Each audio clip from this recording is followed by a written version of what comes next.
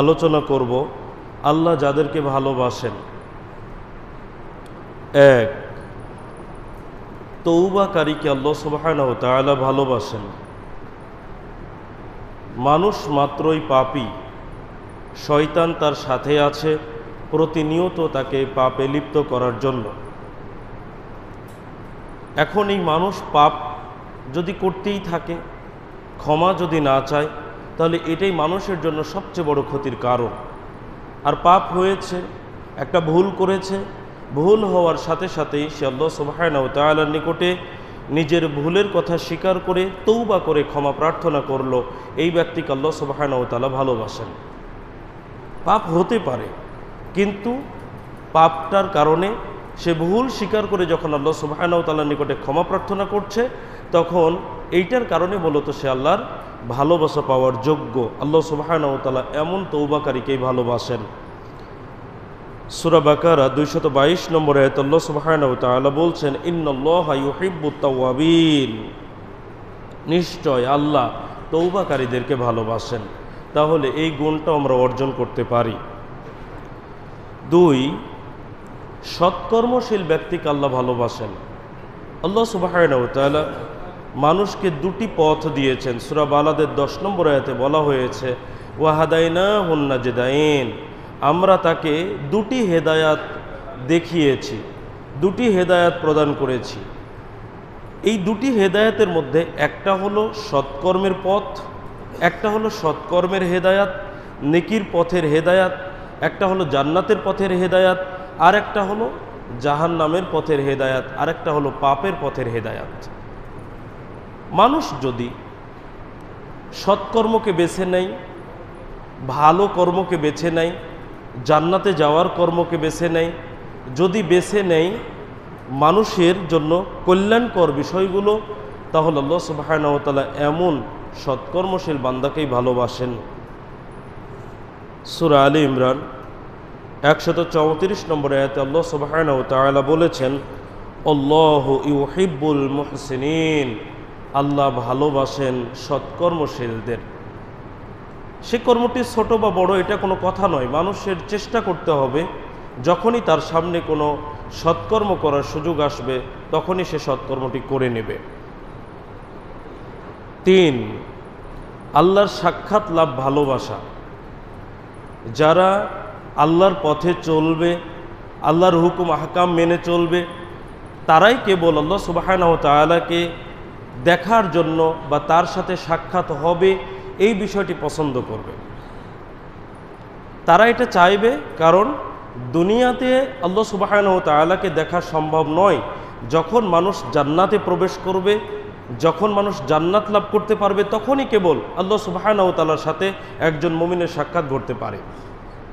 তাহলে একজন মুমিন যে আল্লাহ সুবহানাহু ওয়া তাআলার সাক্ষাৎ ভালোবাসে, আল্লাহ সুবহানাহু ওয়া তাআলাকে দেখার ইচ্ছা পোষণ করে, এই সাক্ষাৎ লাভের ভালোবাসা যেমন বান্দার মধ্যে থাকতে পারে, যদি থাকে আল্লাহ সুবহানাহু ওয়া তাআলা তার সাথে সাক্ষাৎ লাভকেও ভালোবাসেন। এটা একটা গুরুত্বপূর্ণ বিষয়। কিন্তু কয়জন মানুষ এই ধারণাটা রাখতে পারে বা রাখে যে আল্লাহ সুবহানাহু ওয়া তাআলার সাথে তার সাক্ষাৎ হবে, তার স্রষ্টাকে সে দেখবে জান্নাতে গিয়ে, তার সাথে সাক্ষাৎ ঘটবে, এমনটা কয়জন মানুষ আশা করে বা চিন্তা ভাবনায় কয়জন আর আছে? অথচ এটা আল্লাহ সুবহানাহু ওয়া তাআলার ভালোবাসা লাভের একটা গুরুত্বপূর্ণ মাধ্যম। সহিহ বুখারী 6508 নম্বর হাদিসে বলা হয়েছে, রাসূলুল্লাহ সাল্লাল্লাহু আলাইহি ওয়াসাল্লাম বলেছেন, মান আহাব্বা লিকা আল্লাহ, যে ব্যক্তি আল্লাহর সাক্ষাৎ লাভকে ভালোবাসে, আহাব্বাল্লাহু লিকাআহু, আল্লাহ তার সাক্ষাৎ লাভকে ভালোবাসেন। তাহলে আমরা যদি আল্লাহ সুবহানাহু ওয়া তাআলার সাথে সাক্ষাৎ লাভের বিষয়টিকে পছন্দ করি, আশা আকাঙ্ক্ষা পোষণ করি বা ভালোবাসি, তাহলে এটাও একটি মাধ্যম আল্লাহ সুবহানাহু ওয়া তাআলার ভালোবাসা পাওয়ার। 4, আল্লাহর উপরে ভরসাকারীদেরকে আল্লাহ সুবহানাহু ওয়া তাআলা ভালোবাসেন। মানুষ পৃথিবীতে নানান সমস্যায় জর্জরিত হয়ে থাকবে, কারণ আল্লাহ সুবহানাহু ওয়া তাআলা সেইভাবেই মানুষকে সৃষ্টি করেছেন। মানুষ একটা বিপদ থেকে মুক্তি পেলে মানুষের সামনে আরেকটি বিপদ চলে আসে। মানুষ একটা সমস্যা থেকে উঠে আসলে আর একটা সমস্যায় সে জর্জরিত হয় প্রতিনিয়ত। অসুখ বিসুখ, অভাব অনটন সব কিছু যেন আমাদেরকে ঘিরে ধরে আছে। একজন মুমিনের কর্তব্য হলো সে যে অবস্থায় থাকুক না কেন আল্লাহ সুবহানাহু ওয়া তাআলার উপরে ভরসা রাখবে। ভরসা যখনই হারিয়ে যাবে তখনই মানুষ পাপকর্মে লিপ্ত হবে। একটু অভাব অনটনে পড়েছে, আল্লাহর উপরে ভরসা করে সে পথ চলবে, এটা তার জন্য করণীয়। কিন্তু দেখা যাচ্ছে আল্লাহর উপরে ভরসা করতে না পারার কারণে সে বেআইনি পথ অবলম্বন করছে কিছু আয় রোজগার করার জন্য। একজন মানুষ হারাম পথে চলে যাচ্ছে, একজন মানুষ মিথ্যে কথা বলছে, স্বাভাবিকভাবে সে অনেক পাপকর্মে লিপ্ত হয়ে যাচ্ছে শুধুমাত্র আল্লাহ ভরসা থেকে দূরে সরে যাওয়ার কারণে। যদি কোনো মানুষ আল্লাহ সুবহানাহু ওয়া তাআলার উপরে প্রকৃত রূপে ভরসা করে, আল্লাহ সুবহানাহু ওয়া তাআলা তাকে ভালোবাসেন। সূরা আলে ইমরানের 159 নম্বর আয়াতে আল্লাহ সুবহানাহু ওয়া তাআলা বলেছেন, ইন্নাল্লাহা ইউহিব্বুল মুতাওয়াক্কিলিন, নিশ্চয় আল্লাহ তার উপরে ভরসাকারীদেরকে ভালোবাসেন। তাহলে আমরা যখন প্রতিনিয়ত প্রতিটি ক্ষেত্রে আল্লাহ সুবহানাহু ওয়া তাআলার উপরে ভরসা করব, তখন মূলত আল্লাহ সুবহানাহু ওয়া তাআলার ভালোবাসা পাব। 5, মুত্তাকিদেরকে আল্লাহ ভালোবাসেন। যারা পরহেজগার, যারা আল্লাহ সুবহানাহু ওয়া তাআলার ভয়ে আল্লাহ সুবহানাহু ওয়া তাআলার হুকুম আহকাম মেনে চলেন এবং পাপ কর্ম থেকে নিজেকে বিরত রাখার জন্য যথাসাধ্য চেষ্টা করেন, এমন ব্যক্তিদেরকে মূলত আল্লাহ সুবহানাহু ওয়া তাআলা ভালোবাসেন। সূরা তাওবা 4 নম্বর আয়াত আল্লাহ সুবহানাহু ওয়া তাআলা বলেছেন, ইন্নাল্লাহা ইউহিব্বুল মুত্তাকিন, নিশ্চয় আল্লাহ মুত্তাকিদেরকে ভালোবাসেন। যারা তাকওয়া অবলম্বন করে, যারা আল্লাহকে ভয় করে চলে, তাদেরকে আল্লাহ সুবহানাহু ওয়া তাআলা ভালোবাসেন। 6, নবী করিম সাল্লাল্লাহু আলাইহি সাল্লামের অনুসরণ যে ব্যক্তি করে আল্লাহ সুবহানাহু ওয়া তাআলা তাকে ভালোবাসেন। মানুষ পৃথিবীতে যেই কর্মই করুক না কেন সেই কর্মটি মুহাম্মদ সাল্লাল্লাহু আলাইহি সাল্লামের পদ্ধতিতে হতে হবে। যদি সেটা আমলে সলেহ হয়ে থাকে, যদি সেটা শরীয়তের বিষয় হয়ে থাকে। দুনিয়াবি কিছু বিষয় আছে যেগুলোতে আপনি আপনার ইচ্ছা মতো কাজ করবেন। আপনার 3 জায়গায় জমি আছে, কোন জমি আগে চাষ করবেন, কোনটাই কোন ফসল ফলাবেন, এটা রাসূল সাল্লাল্লাহু আলাইহি সাল্লামের অনুসরণের প্রয়োজন নেই, এটা আপনার ইখতিয়ারাধীন বিষয়। কিন্তু আপনি সালাত আদায় করবেন, সিয়াম পালন করবেন, যাকাত দিবেন, শরীয়তের যে কর্মকাণ্ড সেগুলো অবশ্যই রাসূলুল্লাহ সাল্লাল্লাহু আলাইহি সাল্লামের পদ্ধতিতে করতে হবে। যে ব্যক্তি রাসূলুল্লাহ সাল্লাল্লাহু আলাইহি সাল্লামের অনুসরণ করে আমলে সলেহ সম্পাদন করবে, সৎকর্ম সম্পাদন করবে, আল্লাহ সুবহানাহু ওয়া তাআলা তাকে ভালোবাসবেন। সূরা আলে ইমরানের 31 নম্বর আয়াতে আল্লাহ সুবহানাহু ওয়া তাআলা বলেছেন, কুল, আপনি বলুন, ইন কুনতুম তুহিব্বুন আল্লাহ, যদি তোমরা আল্লাহকে ভালোবাসো, ফাত্তাবিউনি, তাহলে আমার অনুসরণ করো, ইউহিব্বুকুমুল্লাহ, আল্লাহ তোমাদেরকে ভালোবাসবেন। তাহলে এই আয়াত থেকে এটা আমরা বুঝতে পারি, আমরা যদি মুহাম্মদ সাল্লাল্লাহু আলাইহি সাল্লামের অনুসরণ করি আল্লাহ সুবহানাহু ওয়া তাআলা আমাদেরকে ভালোবাসবেন। তাহলে আল্লাহর ভালোবাসা পাওয়ার একটা গুরুত্বপূর্ণ মাধ্যম হচ্ছে নবী করিম সাল্লাল্লাহু আলাইহি সাল্লামের অনুসরণ করে ইসলামী শরীয়ত মেনে চলা। 7, পবিত্রতা অর্জনকারী। মানুষকে আল্লাহ সুবহানাহু ওয়া তাআলা যেমন কিছু বিষয়ে অপবিত্র বিধান দিয়েছেন, ঠিক তেমনিভাবে ওই অপবিত্র বিষয় থেকে পবিত্রতা অর্জনেরও কিছু নীতিমালা তিনি বেঁধে দিয়েছেন। যেমন হায়েজ নেফাস, যেমন স্ত্রী সহবাস বা যে কোনো উপায়ে বীর্যপাত ঘটানো। অবশ্যই সেখান থেকে পবিত্রতা লাভের কিছু ইসলামী দিক নির্দেশনা রয়েছে যা আল্লাহ সুবহানাহু ওয়া তাআলা আমাদেরকে দিয়েছেন। ফরজ গোসল, আবার একজন মানুষের স্বাভাবিক অবস্থায় যেমন সালাতের জন্য অজু করতে হয়, অজু একটি পবিত্রতা অর্জনের মাধ্যম। পানি যদি না পাওয়া যায় তায়াম্মুম একটি পবিত্রতা অর্জনের মাধ্যম। যে কোনো উপায়ে যে কোনো অপবিত্রতা থেকে নিজেকে পবিত্র করার যে বিষয়টি রয়েছে, যারা নিজেকে পবিত্র করে অপবিত্রতা থেকে, আল্লাহ সুবহানাহু ওয়া তাআলা এই পবিত্রতা লাভকারীদেরকে ভালোবাসেন। সূরা তাওবা 108 নম্বর আয়াত আল্লাহ সুবহানাহু ওয়া তাআলা বলছেন, আল্লাহু ইউহিব্বুল মুত্তাহহিরিন, আল্লাহ পবিত্রতা লাভকারীদেরকে ভালোবাসেন। তাহলে আমরা কোনো সময়ে অপাক বা আমরা অপবিত্র অবস্থায় কোনোভাবেই যেন না থাকে। আমরা সাধ্য মোতাবেক চেষ্টা করব সব সময় পবিত্র থাকার। দেখুন, এক্ষেত্রে একটি কথা বলেই যাই, যদি এমন হয় আল্লাহ সুবহানাহু ওয়া তাআলা বিধানগুলো আমাদেরকে দিয়েছেন মুহাম্মদ সাল্লাল্লাহু আলাইহি সাল্লামের মাধ্যমে, যদি স্ত্রী সহবাসের ক্ষেত্রে একবার সহবাস করার পরে দ্বিতীয়বার কারো আকাঙ্ক্ষা হয় স্ত্রী সহবাসের জন্য, মাঝখানে একটা কাজ আছে, কে বলতে পারেন? এখানে পবিত্রতার একটা কাজ আছে, ওযু করে থাকা। দেখুন, ইসলাম অপবিত্র হয়ে থাকার যে বিষয়টা, এটাকে সবসময় অপছন্দ করেছে। একবার স্ত্রী সহবাস করছে, ঠিক আছে, সে আরেকবার করতেই পারে, ফরজ গোসল করেনি, তাহলে এই অবস্থায় সে থেকে যাবে এমনটাও উচিত নয়, ওযু অবস্থায় থাকা উচিত। তাহলে ইসলাম পছন্দ করে পবিত্র থাকা, আর যারা পবিত্রতা অর্জন করে, পবিত্রতা লাভ করে, আল্লাহ সুবহানাহু ওয়া তাআলা এমন পবিত্র লাভকারীদেরকে ভালোবাসেন। ৮, ন্যায় বিচারকারী। কথাবার্তা, আচরণে, লেনদেনে, মানুষের মাঝে বিচার ফাইসালায় যারা ন্যায় বিচার করে, যারা ইনসাফ করে, আল্লাহ সুবহানাহু ওয়া তাআলা এই ন্যায় বিচারকারীদেরকে ভালোবাসেন।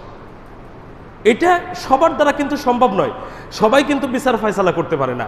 এই গুণ খুব অল্প সংখ্যক মানুষকে আল্লাহ সুবহানাহু ওয়া তাআলা দিয়েছেন, যে মানুষের মধ্যে দ্বন্দ্ব ফাসাদ হলে, লেনদেনে, আদান প্রদানে কোনো সমস্যা হলে বিচার ফাইসালা খুব কম সংখ্যক মানুষ করতে পারে। সবাইকে আল্লাহ এই ক্ষমতা দেননি। আর এই কারণে আল্লাহ সুবহানাহু ওয়া তাআলা ওই সব ন্যায় বিচারকদের জন্য যেমন ভালোবাসা রেখেছেন, তেমন বিরাট সফলতাও রেখেছেন। যেমন সহিহ বুখারী প্রথম খণ্ডের 660 নম্বর হাদিস, যে হাদিসটা আমাদের সবারই জানা, আল্লাহ সুবহানাহু ওয়া তাআলা কিয়ামতের দিন 7 শ্রেণীর মানুষকে আরশের ছায়ার নিচে স্থান প্রদান করবেন। তার প্রথম ব্যক্তি হলেন আল ইমামুল আদিল, ন্যায় বিচারক, দায়িত্বশীল, ন্যায় বিচারক, শাসক, ন্যায় বিচারক, যে ন্যায়ের ভিত্তিতে শাসন করে থাকেন, যে ন্যায় পরায়ণ বিচারক বা শাসক বা ইমাম। আল্লাহ সুবহানাহু ওয়া তাআলা এই শ্রেণীর মানুষকে আরশের ছায়ার নিচে স্থান দিবেন। আর ভালোবাসার ক্ষেত্রে আল্লাহ সুবহানাহু ওয়া তাআলা উল্লেখ করছেন সূরা হুজরাতের 9 নম্বর আয়াত, আল্লাহ তাআলা বলেন, ইন্নাল্লাহা ইউহিব্বুল মুকসিতিন, নিশ্চয় আল্লাহ ন্যায় বিচারকদের ভালোবাসেন।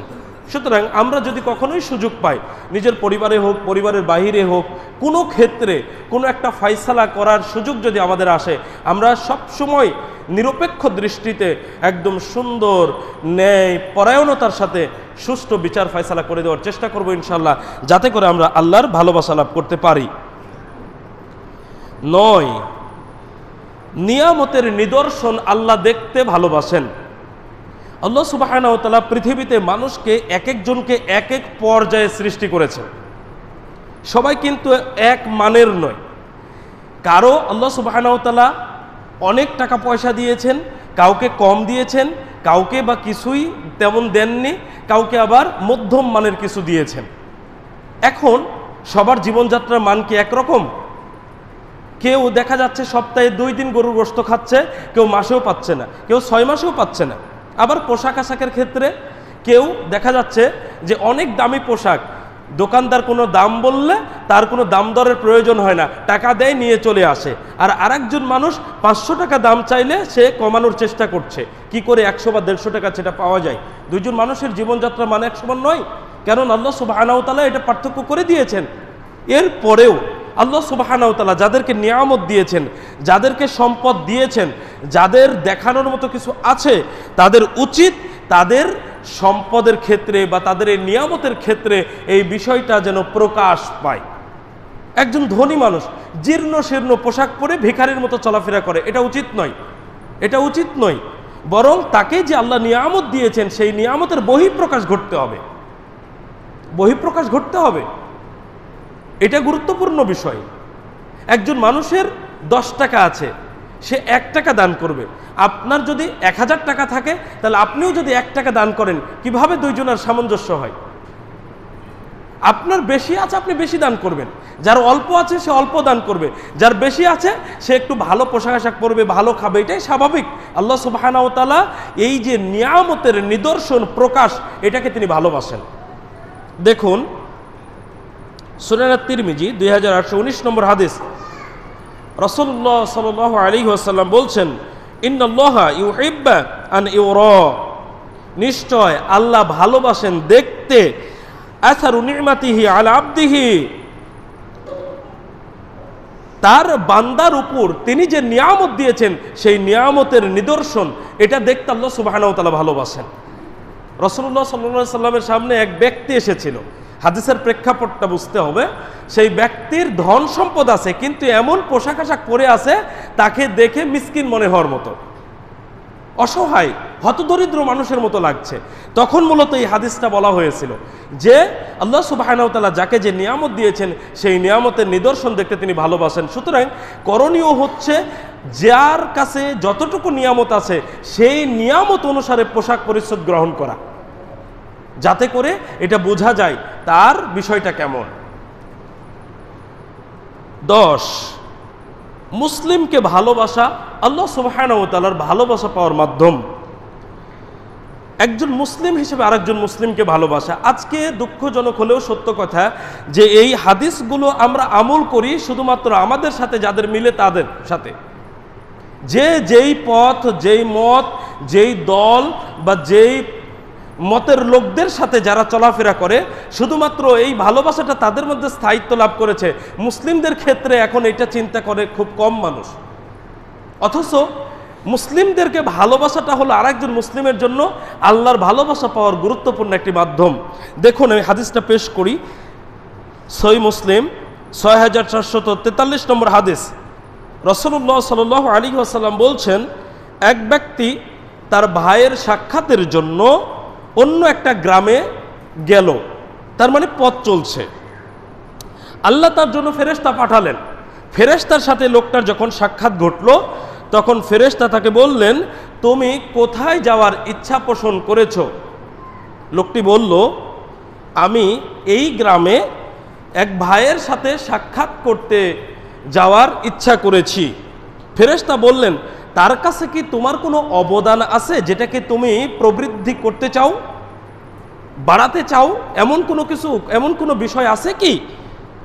তখন লোকটি বলল, না, আমি লোকটিকে আল্লাহর জন্যই ভালোবাসি, আমি ওই ভাইকে আল্লাহর জন্যই ভালোবাসি। হাদিসের এই গুরুত্বপূর্ণ অংশটা খেয়াল করেন। লোকটার অন্য কোনো উদ্দেশ্য নাই, না দেনা পাওনা, না অন্য কোনো স্বার্থ, কিছুই নাই। যাচ্ছে জাস্ট সাক্ষাৎ করার জন্য, সে আল্লাহর জন্য সেই ভাইকে ভালোবাসে। তখন ফেরেশতা বললেন, আমি আল্লাহর পক্ষ থেকে তোমার নিকটে এই বার্তা নিয়ে এসেছি, এটা পৌঁছাতে এসেছি, তুমি যেমন ওই লোকটিকে ভালোবাসো আল্লাহ সুবহানাহু ওয়া তাআলা তোমাকেও ভালোবাসেন। আপনি চিন্তা করুন, এখানে কোনো দল মত, কার সাথে কার মিলল, কোনো বিষয় আসেনি, একজন মুসলিম ভাইয়ের কথা এসেছে। একজন মুসলিম ভাইকে আপনি মুসলিম ভাই হিসেবে ভালোবাসবেন আল্লাহর সন্তুষ্টির জন্য, আল্লাহর জন্য, তাহলে আল্লাহ সুবহানাহু ওয়া তাআলাও আপনাকে আমাকে ভালোবাসবেন। এই গুণটা অর্জন করা দরকার। এখানে কোনো খরচা খরচ হয় না। একজন মুসলিম ভাইয়ের সাথে বিনা স্বার্থে সাক্ষাৎ করব, দেখা করব, কথা বলবো, তার খোঁজ খবর নিব, এতে কিন্তু কোনো খরচ হয় না, অথচ আল্লাহ সুবহানাহু ওয়া তাআলার পক্ষ থেকে ভালোবাসা পাওয়ার একটা গুরুত্বপূর্ণ মাধ্যম। সম্মানিত উপস্থিতি, আমাদের উচিত এই গুণগুলো অর্জন করা। এই সব গুণ যাদের মধ্যে থাকবে আল্লাহ সুবহানাহু ওয়া তাআলার ভালোবাসা তারা পাবে। এইবার আসুন, আল্লাহ ভালোবাসলে কি হয়? আল্লাহ যদি ভালোবাসেন, মনে করেন এই গুণগুলো আমরা অর্জন করলাম, পারবো তো ইনশাআল্লাহ? মনে করেন অর্জন করলাম, আল্লাহর ভালোবাসাও পেলাম। এইবার দেখেন, উৎসাহের জন্য একটা হাদিস পেশ করছি। আল্লাহ সুবহানাহু ওয়া তাআলা কোনো বান্দাকে ভালোবাসলে কি করেন? সহিহ বুখারী 3209 নম্বর হাদিস। রাসূলুল্লাহ সাল্লাল্লাহু আলাইহি ওয়াসাল্লাম বলছেন, আল্লাহ যখন কোনো বান্দাকে ভালোবাসেন তখন আল্লাহ জিবরাইল আলাইহিস সালামকে ডাকেন, ডেকে বলেন, আমি অমুক বান্দাকে ভালোবাসি, বা আমি তাকে ভালোবাসি, তুমি তাকে ভালোবাসো। আল্লাহ জিবরাইল আলাইহিস সালামকে ডেকে বলেন, আমি লোকটিকে ভালোবাসি, তাকে ভালোবাসি, এই বান্দাকে ভালোবাসি, কাজেই তুমি তাকে ভালোবাসো। জিবরাইল আলাইহিস সালাম তাকে ভালোবাসেন। এরপরে জিবরাইল আলাইহিস সালাম আসমানবাসীকে ডেকে বলেন, আল্লাহ অমুক ব্যক্তিকে ভালোবাসেন, সুতরাং তোমরাও তাকে ভালোবাসো। তখন আসমানবাসীরাও তাকে ভালোবাসে। আর আল্লাহ সুবহানাহু ওয়া তাআলা দুনিয়ায় তার ব্যাপারে যে সম্মান মর্যাদা সেটার ব্যবস্থা করে দেন। তাহলে যাকে ভালোবাসেন আল্লাহ তাকে ভালোবাসেন জিবরাইল আলাইহিস সালাম, আর তাকে ভালোবাসেন আসমানবাসী, আর তার গ্রহণযোগ্যতা, তার সম্মান মর্যাদাকে দুনিয়ায় বাড়িয়ে দেওয়া হয়, তার মর্যাদার বিষয়ের ব্যবস্থা করা হয়। সুতরাং আমাদের উচিত হবে যে কাজগুলো করলে আমরা আল্লাহ সুবহানাহু ওয়া তাআলার পক্ষ থেকে ভালোবাসা পাবো, সেই গুণগুলো অর্জন করা। সম্মানিত উপস্থিতি।